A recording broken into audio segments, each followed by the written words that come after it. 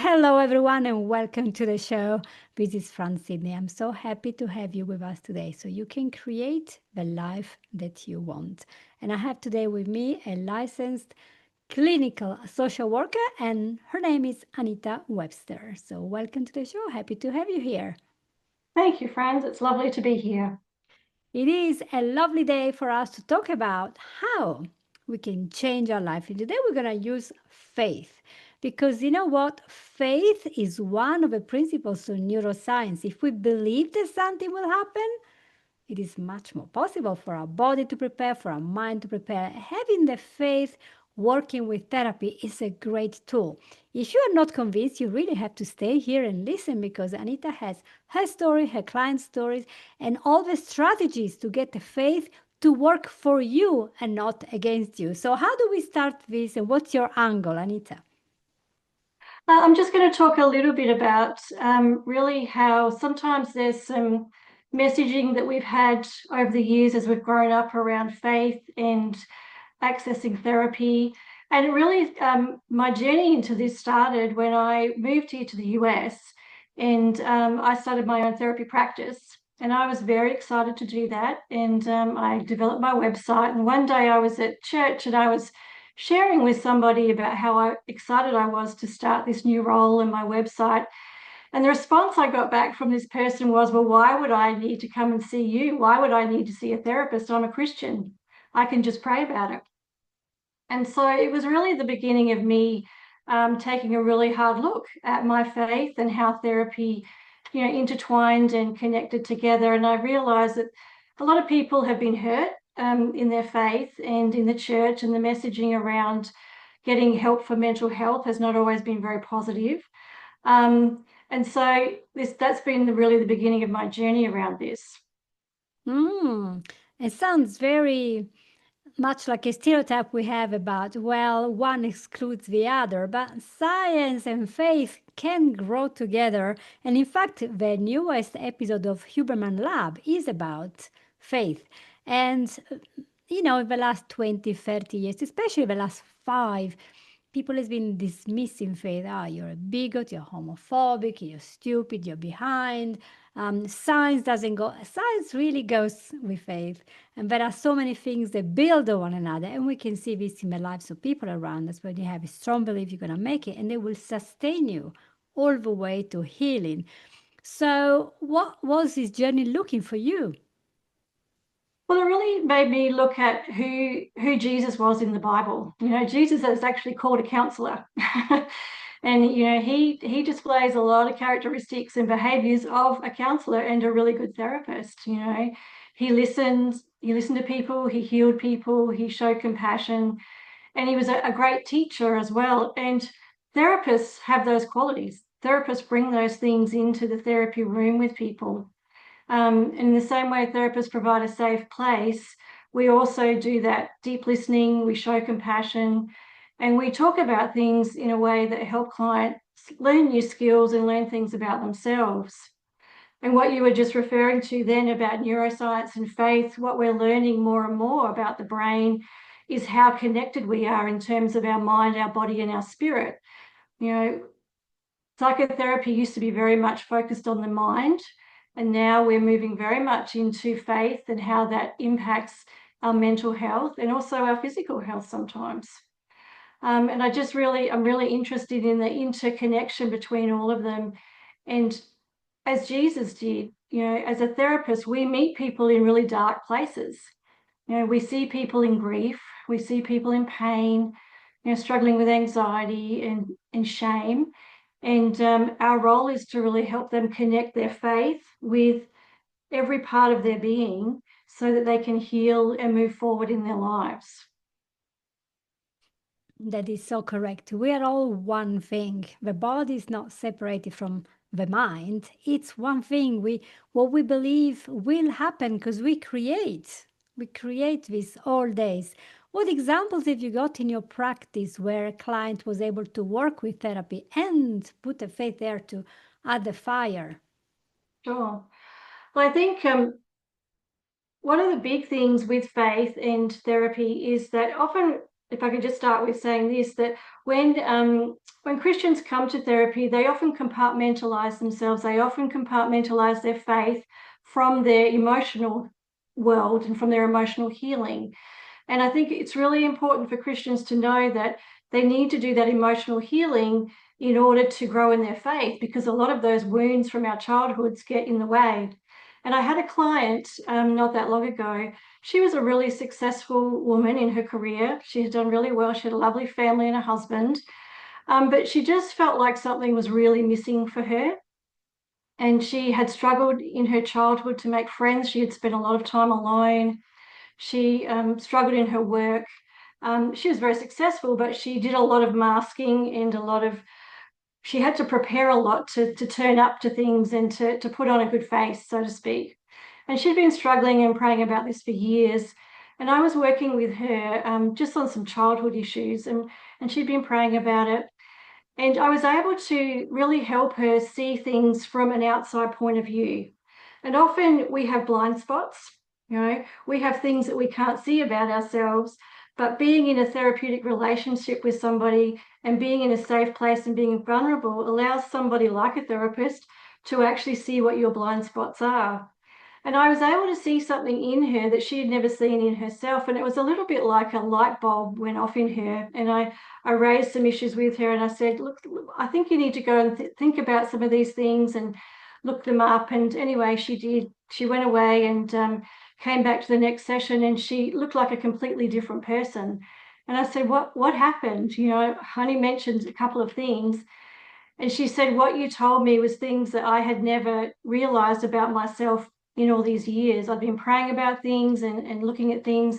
And it was just with somebody having a bit of an overview in a non-judgmental way, in a safe way, just say to her, hey, I think you really need to look at this aspect of yourself.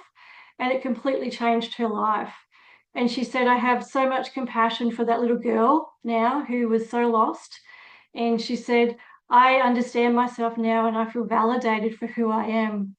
And it's really powerful. It was just a very simple thing, but somebody else could see what she couldn't see. Yes, that's the power of being with a therapist that is also faith guided, and we can see beyond because we don't have that emotional bias. We're not in the situation, we are outside. We can pick up those patterns, and because we are of faith, we understand how this can be like a plant with many roots and enters all the aspects of our life. And sometimes, because Christians are people, we make mistakes. We Mm-hmm. sin, we say sinning, but a mistake happens even if you are trying to be a person with good integrity, following God or whatever you believe in. So Christians make mistakes.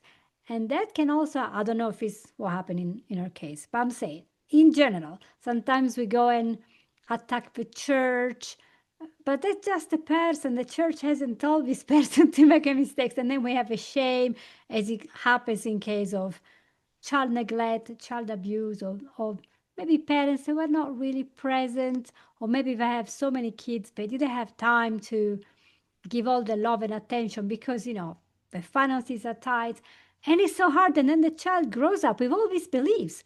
I don't exist. I'm not important. I have to hide. My parents have me as a trophy in church or in the high society. So I have to be like this or I will be rejected. I mean, we created so much stuff. Like me, for example, when I was young, I only had two grandparents, the maternal, because the other grandparents have died before I was even born. My dad lost his dad when he was 4.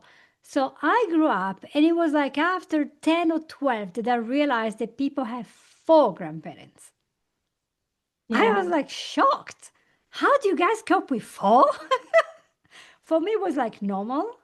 In normal life, you have 2 grandparents, the grandparents. And also built the belief because my grandma was in and out of a hospital all her life. She had kidney stones, and then she was taken in the when I was living with her, and then she was taken away, and they had this kidney taken off. Then she had not a stroke, she had a heart attack, and Mm. after a few years, she had another heart attack, and all the ambulance coming and going, and she was Gosh. not even 50, and then she broke one arm. then the other arm, and then both legs at some point. I think she had osteoporosis, but I was like very young. So I assumed that when you're 50, you're old. You're old, you're done. Because she kept saying, I'm so old. She even spoke like, but no, she was just ill because of severe problems. She had a gallbladder taken out. She had every problem in the world. So I thought, oh yeah, by the time you're 50-year old, it was Yeah. like a fixed belief that at that age, you will not be able to see well, you can't walk, you can't do this. No, it was just my grandmother. But I couldn't understand that. It took me like 20 years to look back and say, actually, I'm 30, 40, I'm good. When I was 50, I'm still alive. My mom died Yes. at And 54 of well, cancer. I thought, how come I'm still alive? And now I'm 60, heading for 61. I feel the best of my life. And I'm like, wow, I was so wrong. But it took me years. And I would have yeah. loved somebody to tell me at that age, no, you're not old at 50. 50 when you Yeah. start living. It is really funny, isn't it? How we do, you're right, how we get these fixed mindsets and these beliefs just based on our early childhood experiences. And I think you're raising a really good point there about, in terms of faith, how I'm sure no one ever questioned her if she was a believer, and no one questioned her faith by going to a doctor or getting the help that she needed for all of those things that were physically going wrong with her. And it's the same with us, emotionally and psychologically.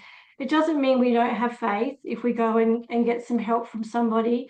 It actually is, I think it takes a lot of courage to go and get that help.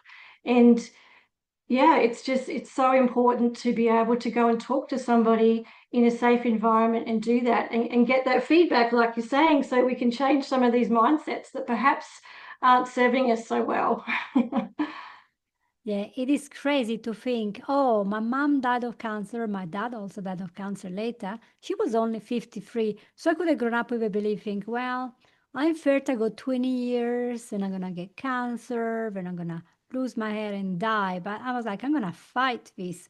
So I went all in to study why did she die of cancer. I bought a book, Cancer, this big, in the 90s.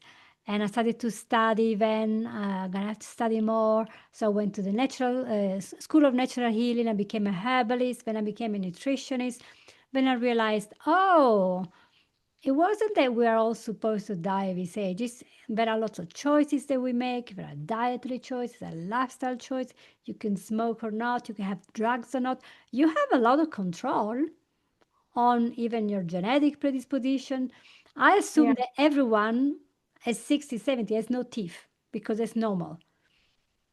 It was like I was like 40 when I kept studying and realized no, it's not that. It's because periodontitis is there in 75% of adults. Why is it yeah, there? And back again, studying again the science and realize, oh, okay, it's not because you're old, is a very specific bacteria, P. gingivalis. And why is it there? So back again, why the body is not clearing? And here find the resolvings and the fish oils and how the immune system is like crazy. And the more I prayed, the more I found out. The more studies I found, the more it was crazy how I was really guided to do the right stuff. So I wouldn't die of these problems. So I wouldn't lose all my teeth. So I yeah, wouldn't have a heart attack. So I wouldn't have broken bones at 50. It was just crazy. yeah, It's amazing, isn't it? But we have to have a faith to take the action. I mean, wasn't there Paul that said something like, no action, no faith?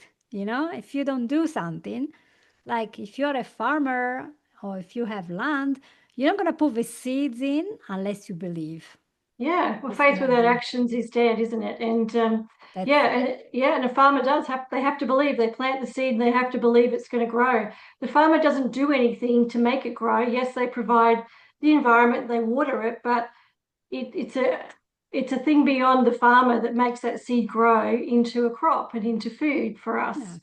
And I think you're right, exactly. the intergenerational the intergenerational impact of, when it comes down the line, we can actually change things. There might be intergenerational trauma or illness or whatever it is, but we can actually change the trajectory of the next generations by doing something about it, by going and learning something new, changing the way we do something, learning new skills. for our emotional, our physical, and our psychological health. Yeah. That's great. So let's move to this. What is this environment that we have to create in the mind and in the heart to receive those answers from God, to be guided, to feel we have that purpose and to heal at the same time? Or you can also go straight to the strategies, whatever you want. What is this environment? Because I'm sure a lot of people just reject completely the idea of God and faith because there's a lot of brainwashing now to tell you there is Yeah. no God. But can they prove that? No, they can't. And in the end of the day, when we die, if there was nothing, there was nothing. That's it. But what Yeah. if we died after ignoring God and then there is a loving God we are thinking, oh, I'm sorry. Then that's a bit tragic, isn't it? So, how do we create this positive expectation? I think it's different for everybody, but I think for me, it's very much around maintaining that level of curiosity and being aware that we are mind, body, and spirit. We're such complex creatures, and we operate together in that sphere. There's so much we don't understand yet. Neuroscience is, I mean, it's breaking records in terms of what we're learning about the brain, and I get really excited when we can connect that back with scripture, which was written thousands of years ago, and that they line up perfectly together. So what scientists are learning about the brain, we've known in a faith sense for many, many years. And so I think it's about that. It's about being curious about yourself, about wanting to know, okay, what's next? Where can we go next with this?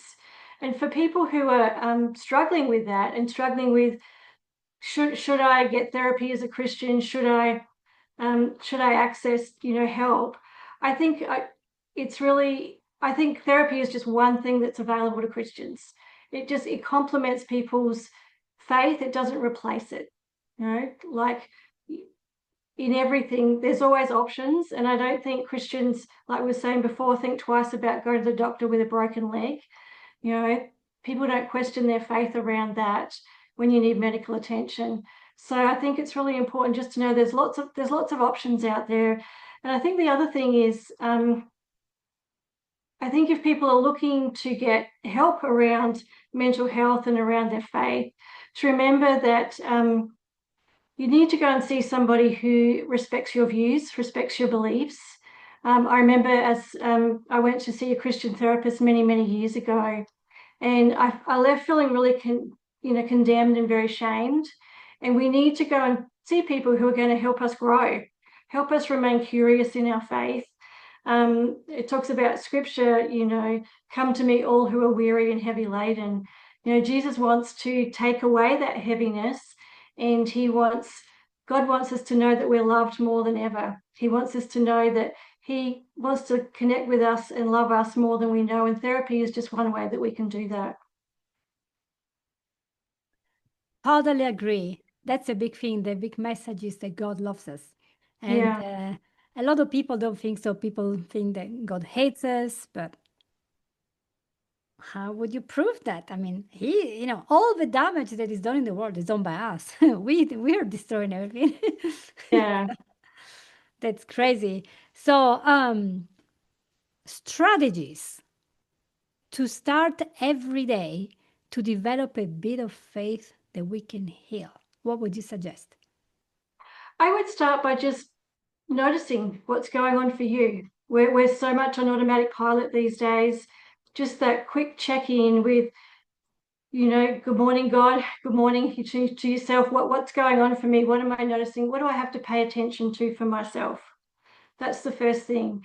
And I'm very into our nervous system and paying attention to our nervous system, and just kind of really taking lots of deep breaths, and just kind of again checking in and making sure that we're on the path that we want to be on. We're not diverting, we're not getting distracted by lots of different things, and that we're accessing the help where we need it. If we need help, that we're asking for it and we're reaching out for it. Yes. And some people might discount this and say, oh, everyone is saying that. Just breathe, just stop. But here's the whole point: we are running the whole day. We are Mm-hmm. very, very busy, especially in Western societies. So Australia, Europe in general, especially the United Kingdom, where I'm coming from, my last place, and here in the US. You just run, run, run. It's a rat race. I love rats, but this is a rat race. And it is very difficult if you're running the whole day to actually think and ask yourself, how am I feeling today? And what do I actually need? Yeah. Yeah. It's very simple, but it's incredibly hard at the same time because, like you just said, we don't do it. Because if we stop, we actually have to pay attention, and that's Mm. hard. And Yeah. do you know what makes it hard? What's that? Oh, our phone. Yes. Having a device, which is Yeah. literally like having a barking dog that is always going all the time. And you can't ignore him because while he's barking, you can't think of anything else. And Yeah. sorry, guys, I do love dogs, but gosh, do I love barking. No. And the social media are more alluring than the dog because maybe my auntie sent me a text message. Maybe I'm helping somebody. Maybe there is a nice movie I can relax. So there's nothing wrong with them. But I think it's the quantity because eventually that dog would go to sleep, right? The dog in 20 years dies, sadly. But the mobile phone or cell phone, as we call it here, Yeah. it's just a constant barrage of new stuff. It just for you can scroll for the whole day and not realize where the time has gone. And maybe those 10 minutes a day, and we keep repeating in every episode 10 minutes off, it's turn off the devices and start thinking, who am I? Where do I come from?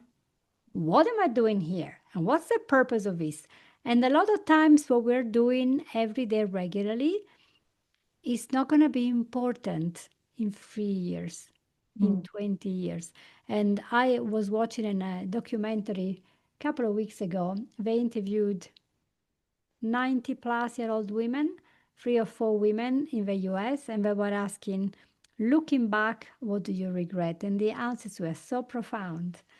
You know, you have to I bet. really Yeah. ask yourself, does this matter? Will it matter in 10 years, in 20 years? What matters in the end? Isn't it connection with other people, Yeah. Relationships. relationships, how Yeah. much we gave, how much we did, and did we find ourselves?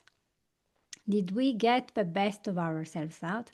Or are we falling into societal pressure to be in a certain way based on stereotypes, but it's not really based on who we are? And who we are is deeper than I'm a Mm. man, I'm a woman. Who we are, we all have like an imprinting. I'm quite sure we have that because we are born and you can see from his baby how he really likes music, or he's so good with colors, or he's so good with people. There is something there that we have, and discovering that. Isn't that Mm. exciting? But there Yeah. is no time if we're constantly Yeah. scrolling. Yeah. There is no Yeah. time. So, your final words before you went away, if you had a client and that's the last time you see them because they're moving to Russia, what would Okay. you recommend them to do? Because Russia, United States, far away. Far away. What would you tell them to do to find themselves? To find themselves. That's a very interesting question. And it goes back to just what we've been talking about. Take time out, have solitude, have some peace, have some quiet, and just sink into your body and just get out of your mind, get out of the busyness of your mind and sink into your soul and your spirit, whatever you want to call it. And just notice what's happening for you and listen to that very still voice inside. That's what I would advise them. That's a great advice. Listen to the still voice, the conscience, the spirit, the guidance, the universe. You call it what you want, but sometimes the little inner voice is telling you important things. And Yes. by shutting down everything, we can like be still and hear. All right, that's what I need to do. Isn't Mm. it wonderful? Yeah. So simple, But so hard at the same time. so hard. Well, but we are always in charge. Mm. We have this choice. And I think the biggest realization for me, I was in my 50s, my life was changing drastically in all aspects. And I retrained as a clinical hypnotherapist, as a coach, doing NLP, done a couple of years of study. And the more I studied, the more I realized I was healing because I was realizing who I am and where I'm going and my direction and my purpose, and they changed completely. And now that's my purpose, to help others to create this life, because I think instead of doing the rat race, we could work with purpose. And we always say in NLP, the energy goes where the focus is. Mm-hmm. Even Yeah. Tony Robbins said. Yeah. Yeah. So But you don't know what? let You remain curious, and look what happened. Yeah. Yeah. Curiosity, they always say curiosity kills the cat. Sorry, but with humans, curiosity, unless maybe you live in that part of Korea, curiosity is a very useful tool because Yeah. I think it keeps you alive, It does. Yeah. you know? Yeah. If you stop wondering, yeah. Yeah, what's going on here? I want to find out why flowers grow, why do they die? And you start going deeper and deeper. Why? Why? Asking yourself why sometimes is a eye-opening thing. And another exercise that I sometimes do with my conversational hypnosis clients, it's like they say that I got a problem. Okay, what's the problem? And they say, oh, I'm really tired of being at home the whole day. Okay, what's the problem with that? And they start thinking, well, I'm tired of being home because I'm bored. Okay, what's the problem with that? I get really fidgety, so I reach for the food in the fridge and I don't like that. Oh, what's the problem with that? Well, I'm putting on weight. Okay, what's the problem with that? Well, then I become fat and my husband won't like me anymore. Ah, we start getting down there. So if you ask Yeah. yourself what's the problem after everything, you just go deeper and deeper and you realize that's the real problem. Yeah. The root cause. Yeah. What am I masking? Yes. Yeah. You Yeah. know, They're the wounds that we need to dig up, unfortunately, and excavate and pay attention to. Yeah. what's the problem? So ask yourself what's the problem? Go deeper and deeper and then use your faith or desire to have faith, because the desire is sufficient. And ask yourself with curiosity, what if God is real? What if He cares for me? Mhm. What if He can actually help me if I just ask? Because God will not push Himself on you. No, that's right. Yeah. He will just sit down there and wait. And then He will send you little signs, And then are you going to take action? What if He really wants me to succeed? Guess what? I believe that this is possible, that God loves us so much. He wants us to succeed. So He's the source. And He can send you maybe the idea to go to the right therapist, to apply for the right job, to go into the correct relationship that will help you to be happy. So He's got a lot of wisdom. And looking at the world now and all this advice that they throw at us all the time, Mm. how about praying to know what is right? And then go in the solitude, like to the back garden, go to an empty car, go in silence and Mm-hmm. think, is this going to be good for me? Yeah. Yeah. Um, It's good advice. could be a great time, for which I'm very grateful. A great time with you, Anita. Thank you for being with Thank us you. today. Thank you for having me. It was wonderful to chat to you. It's so good. It was short and sweet. I know you guys are busy, but I hope you want to share this episode because maybe you are looking for purpose today. And the purpose perhaps is just right there. You just need to open your eyes and be curious. What a great idea. Thank you for being with us, everyone. Hope you share and subscribe and maybe leave a review. See you all next week. Bye bye. Thank